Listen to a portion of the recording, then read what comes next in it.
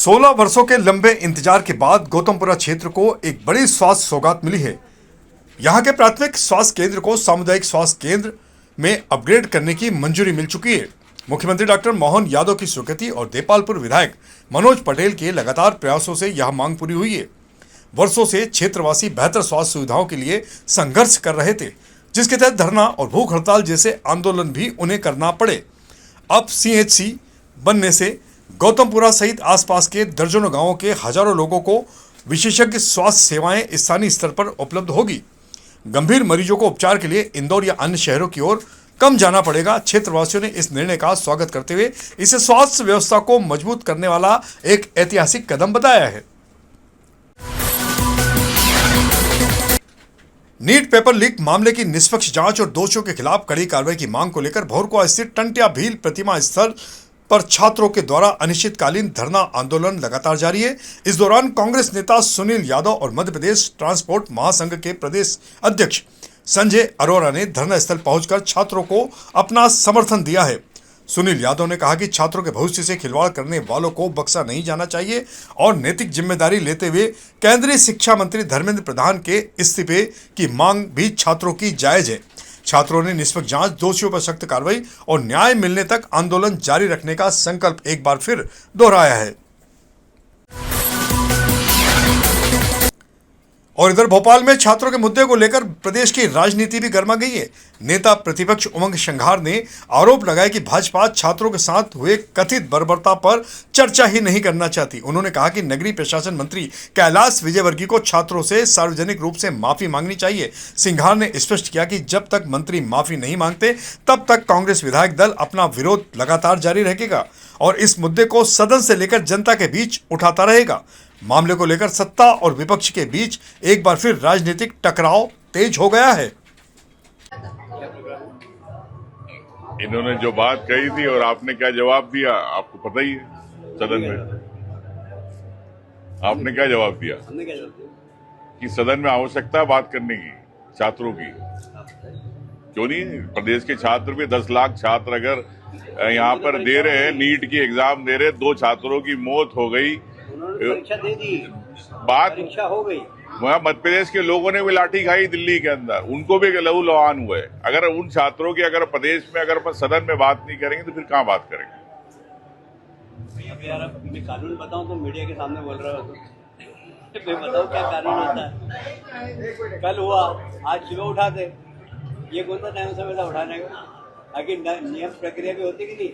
जब दिल्ली से फोन आएगा जब भी उठाओगे तो आप अरे दिल्ली से फोन आएगा जब भी उठाओगे। आप जब आपको बात आपकी करना जब नियम प्रक्रिया नहीं आती, जब छात्रों की हम बात कर रहे हैं नियम प्रक्रिया आ रही है। हाँ,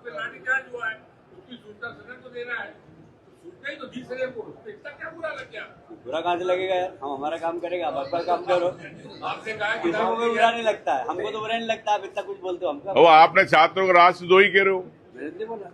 बताओ भैया, बताओ रिकॉर्ड देख, हीरा भैया बताओ, बोलो। बिल्कुल गलत। हाँ। अभी वीडियो लाके बता दूं, हमारे नेता अरे कुल मिला हमारे नेता राहुल जी धरने पे बैठे हैं, उसकी सूचना हमने सदन में दी।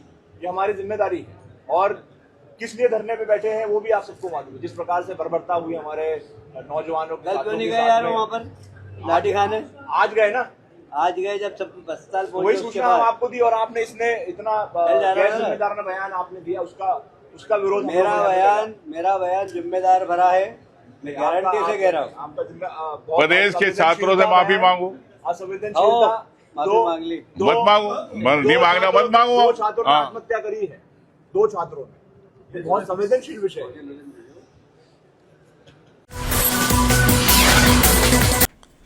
इंदौर के भोरकुआ क्षेत्र में छात्रों के चल रहे प्रदर्शन के बीच मध्य प्रदेश कांग्रेस कमेटी के प्रदेश अध्यक्ष जीतू पटवारी भी देर रात करीब 2 बजे धरना स्थल पर पहुंचे थे।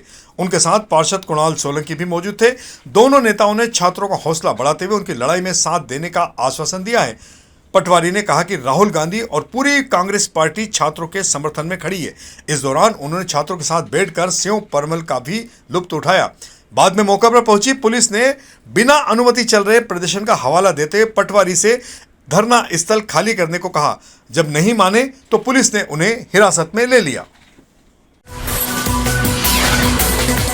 पूर्व लोकसभा अध्यक्ष एवं इंदौर की पूर्व सांसद वरिष्ठ भाजपा नेत्री सुमित्रा महाजन ने रेल मंत्री राम आश्रय पांडे को कड़ा पत्र लिखकर इंदौर की लगातार हो रही रेल उपेक्षा पर जमकर नाराजगी जताई है। उन्होंने आरोप लगाया कि शहर को नई ट्रेनों और बेहतर रेल सुविधाओं से वंचित रखा जा रहा है। महाजन ने कहा कि पहले भी इस संबंध में पत्र लिखे जा चुके हैं, लेकिन अपेक्षित कार्रवाई नहीं हुई। उन्होंने इंदौर के यात्रियों के हित में शीघ्र सकारात्मक निर्णय लेने का आग्रह किया है।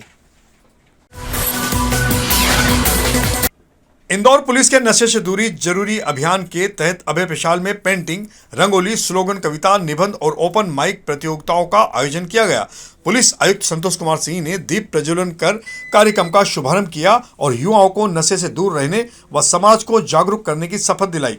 3 वर्षीय मासूम बच्ची और स्पेशल चिल्ड्रन की प्रस्तुतियां कार्यक्रम का प्रमुख आकर्षण रही।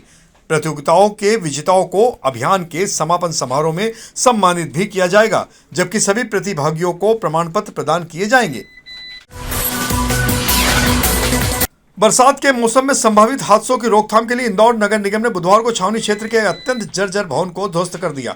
कार्रवाई के दौरान भवन में रह रहे परिवार मकान खाली करने को तैयार नहीं हुए, लेकिन अधिकारियों की समझाइश और पुलिस की मौजूदगी में भवन खाली कराया गया। इसके बाद जेसीबी मशीनों से खतरनाक भवन के हिस्सों को गिरा दिया गया। निगम आयुक्त क्षितिज सिंघल ने बताया कि भवन स्वामी को पहले ही नोटिस देकर पर्याप्त समय दिया गया था। शहर के सभी चिन्हित जर्जर भवनों पर चरणबद्ध आंदोलन कार्रवाई की जा रही है। देखिए, जो हमारे चिन्हित जो जर्जर भवन थे, जो कि हम लोगों के पूर्व से भी सूची थी और जो नवीन हम लोगों के सर्वे में बिल्डिंग ऑफिसर्स ने पाया कि जो भवन जर्जर हैं, उन पर हम लोग लगातार कार्रवाई कर रहे हैं। कुछ में जहां लिटिगेशंस हैं, उनमें वहां भी अपना पक्ष रखा जा रहा है, बट लगातार हम लोग प्रयास कर रहे हैं कि ऐसे सभी जर्जर भवन जो है हम लोग उनका निर्माण, या तो लोग उसमें तीनों कार्रवाई होती है, या तो भवन स्वामी खुद उसको रिपेयर कर लेता है, या फिर भवन स्वामी खुद हटा लेता है, और अन्यथा अगर ये दोनों ही चीजें वो नहीं करते हैं तो फिर नगर निगम उसको हटाती है। इंदौर नगर निगम ने बुधवार को छावनी क्षेत्र के वार्ड क्रमांक 18 में ड्रेनेज लाइन की भूमि पर बनी करीब 22 से अधिक अतिक्रमित दुकानों के खिलाफ रिमूवल कार्रवाई को अंजाम दिया है। निगम के अनुसार कुल 23 दुकानों को हटाने की कार्रवाई की गई। पार्षद पति विजय परमार और भवन अधिकारी आनंद रविदास ने बताया कि संबंधित दुकानदारों को पहले 2 बार नोटिस देकर अतिक्रमण हटाने के लिए सूचित किया जा चुका था। कार्रवाई के दौरान दुकानदारों ने 1-2 दिन का अतिरिक्त समय मांगा, लेकिन निगम ने समय देने से इनकार करते हुए मौके पर ही अतिक्रमण हटाने की कार्रवाई शुरू कर दी। कार्रवाई शांतिपूर्ण रही और किसी प्रकार का विरोध नहीं हुआ, क्योंकि पुलिस भी वहां मौजूद थी।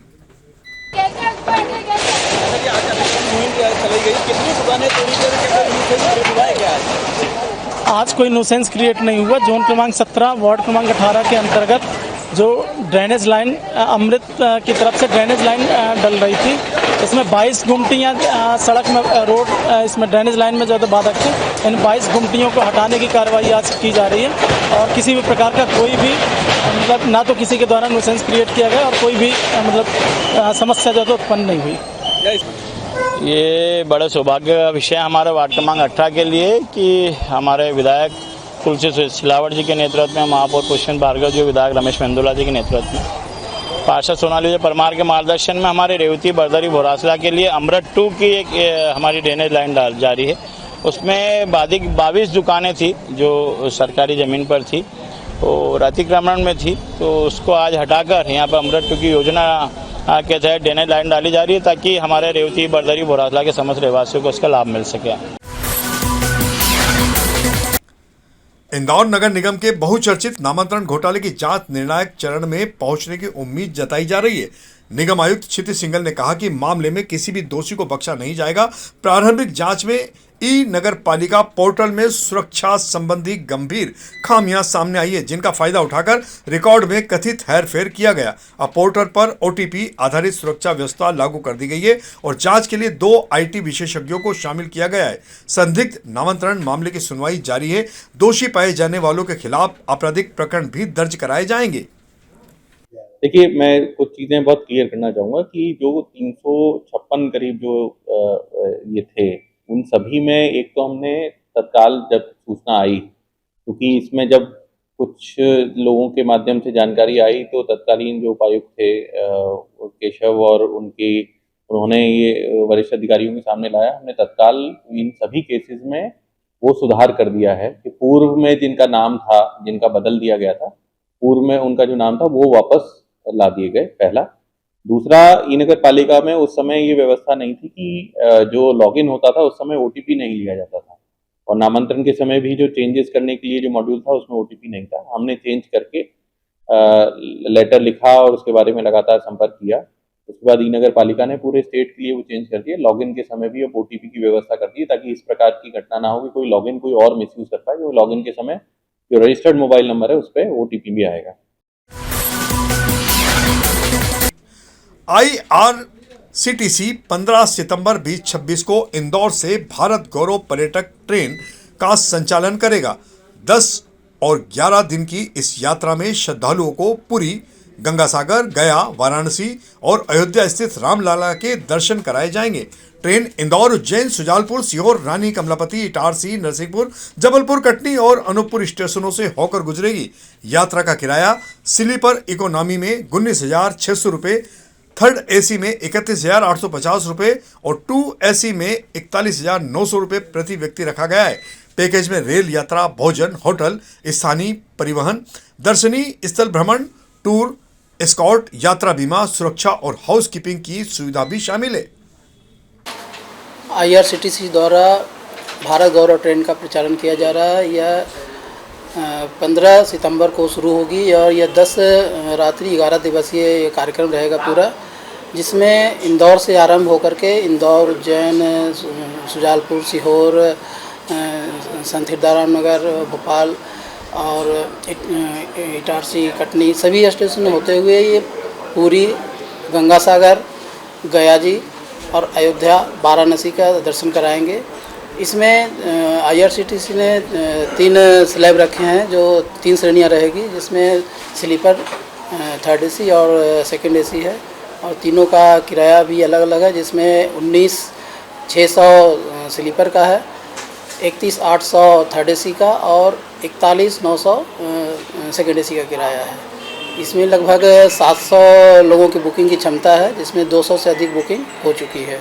मध्य प्रदेश के यात्रियों के लिए IRCTC क्षेत्रीय कार्यालय भोपाल के माध्यम से इंदौर से 15 सितंबर को एक स्पेशल ट्रेन जाएगी, जो कि भारत गौरव टूरिस्ट ट्रेन के माध्यम से हम चला रहे हैं।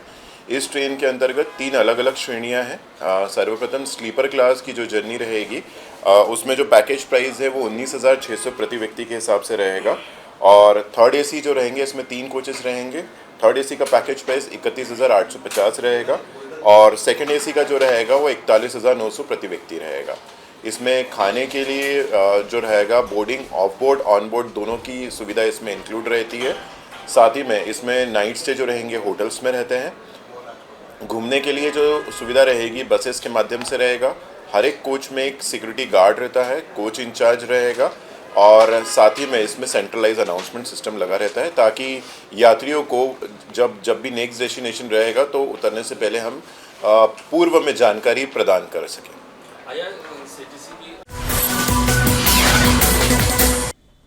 यात्रियों की सुविधा और बढ़ती यात्रा मांग को देखते हुए इंदौर पश्चिम रेलवे ने लक्ष्मीबाई नगर इंदौर श्रीनगर साप्ताहिक स्टेशन ट्रेन के फेरों का विस्तार कर दिया है। पश्चिम रेलवे के अनुसार विशेष किराए पर संचालित ट्रेन संख्या 04736 लक्ष्मीबाई नगर इंदौर श्री गंगानगर साप्ताहिक स्पेशल अब 14 अगस्त 2026 तक संचालित होगी। वहीं ट्रेन संख्या 04735 श्रीनगर लक्ष्मीबाई नगर इंदौर साप्ताहिक स्पेशल का संचालन 13 अगस्त 2026 तक कर दिया गया है। पश्चिम रेलवे रतलाम मंडल के जनसंपर्क अधिकारी मुकेश कुमार ने बताया कि यात्रियों की सुरक्षा बढ़ती संख्या को देखते हुए यह निर्णय लिया गया है। लक्ष्मीबाई नगर से श्री गंगानगर के लिए स्पेशल ट्रेन का परिचालन किया जा रहा है, और इसमें यात्रियों के परिसाद और उसमें यात्रियों की भीड़ को देखते हुए पुनः इस ट्रेन का जो है परिचालन के फेरे को बढ़ाए गए हैं, और यह ट्रेन अब 14 अगस्त तक चलेगी। यह साप्ताहिक ट्रेन है, और इससे जो इंदौर क्षेत्र से जो खाटू श्याम की तरफ जाने वाले लोग हैं उनके एक सुविधा होती है तो यात्रियों की संख्या और उनकी सुविधा को ध्यान में रखते हुए रेलवे ने पुनः इस फेरे को बढ़ाया है।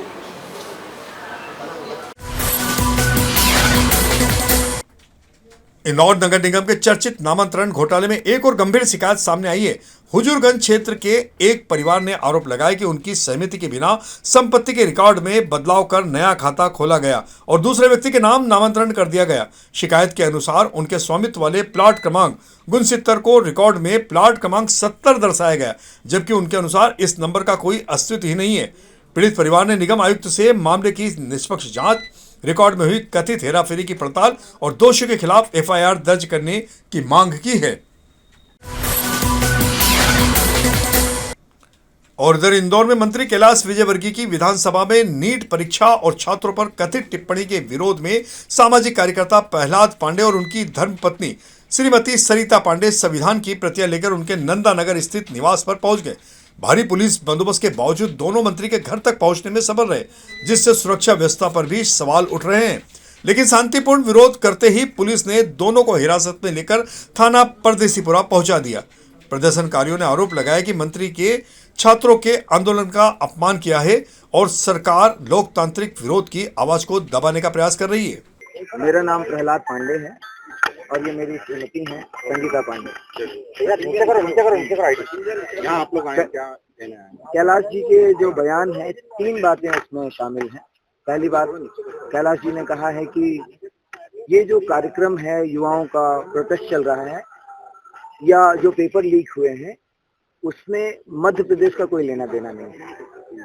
दूसरी बात उन्होंने कही है कि ये युवाओं का आंदोलन प्रायोजित है और तीसरा उन्होंने युवाओं को कीड़े कहा है।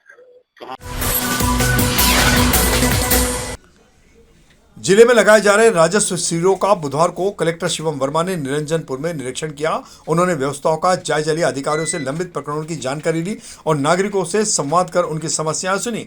कलेक्टर ने निर्देश दिए कि नामांतरण, बंटवारा, सीमांकन सहित सभी राजस्व मामलों का समयबद्ध, पारदर्शी और त्वरित निराकरण सुनिश्चित किया जाए। जिले के देपालपुर, गौतमपुरा, खुड़ेल सहित विभिन्न क्षेत्रों में भी ऐसे ही शिविर आयोजित किए जा रहे हैं। देखिए, माननीय मुख्यमंत्री जी के निर्देशन में निरंतर हमारा प्रयास ये रहता है कि जो भी आवेदन, जो भी सेवाएं हैं, शासकीय सेवाएं, उनका लाभ समय पर गुणवत्तापूर्ण सभी हमारे सम्मानित इंदौरवासियों को मिले। और इसीलिए चूंकि राजस्व संबंधी विषयों के लिए कई बार हमारे जो हितग्राही होते हैं, जो आवेदक होते हैं, उनको जन सुनवाई के लिए कलेक्ट्रेट आना पड़ता है। तो अपना शासन का मंशा के अनुसार हम लोग ने ये प्रयास किया कि जो हमारे राजस्व हल्के हैं उन हल्कों पर जाकर ही प्राप्त आवेदनों का माननीय मुख्यमंत्री जी की सेवा हेल्पलाइन का, इन सब केसेस का निराकरण वहीं पर किया जाए, जिससे आवेदकों को दूर दूर ना जाना पड़े, उनको परेशान ना होना पड़े। तो इसी क्रम में हम निरंतर जो राजस्व हल्के हैं वहां पर शिविर लगा रहे हैं। आज भी जिले में 3 जगहों पर शिविर चल रहे हैं, खुड़ैल, गौतमपुरा, देपालपुर में और यहाँ निरंजनपुर में। और उधर खजराना गणेश मंदिर में द्वार चौड़ीकरण और जीर्णोद्धार का कार्य के दौरान छत में स्थापित 26 वर्ष पुराना चांदी का श्री गणेश यंत्र फिर से श्रद्धालुओं को दिखाई देने लगा है। मंदिर के पुजारी पंडित अशोक भट्ट ने बताया कि इस यंत्र की स्थापना वर्ष 2000 के आसपास तत्कालीन मुख्य पुजारी स्वर्गीय पंडित बालचंद्र भट्ट ने कराई थी। मान्यता है कि भगवान श्री गणेश के समक्ष स्थापित इस यंत्र के दर्शन से विघ्नों का नाश होता है, सुख, समृद्धि और शुभ फल की प्राप्ति होती है। यंत्र के पुनः दिखाई देने के बाद श्रद्धालुओं में दर्शन के लिए उत्साह बढ़ गया है। जीर्णोद्धार के बाद भी यह श्री गणेश यंत्र अपने स्थान पर ही स्थापित रहेगा।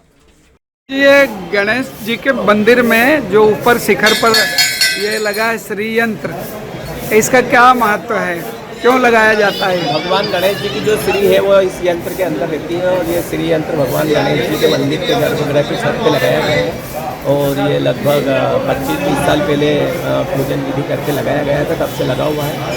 अभी मंदिर का जीर्णोद्धार चल रहा है, उसमें भी ये श्री यंत्र लगा रहेगा। श्री गणेश यंत्र है ये, श्री गणेश मंदिर में श्री गणेश यंत्र, जैसे लक्ष्मी जी का श्री यंत्र रहता है ऐसे श्री गणेश यंत्र है और ये मंदिर के गर्भगृह में लगा हुआ है। इसकी कुछ मान्यता है?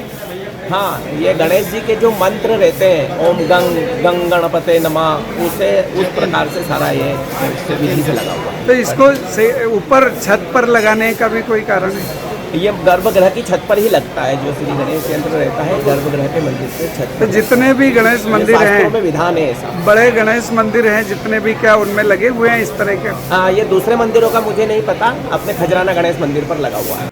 तो यह थी हमारी आज की प्रमुख खबरों का सिलसिला आगे भी जारी रहेगा। इंदौर से जुड़ी ताजा और महत्वपूर्ण जानकारी के लिए आप हमारे दोपहर न्यूज चैनल से लगातार जुड़े रहने के लिए सबसे पहले इसे सब्सक्राइब करें।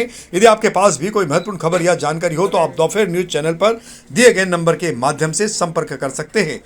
धन्यवाद।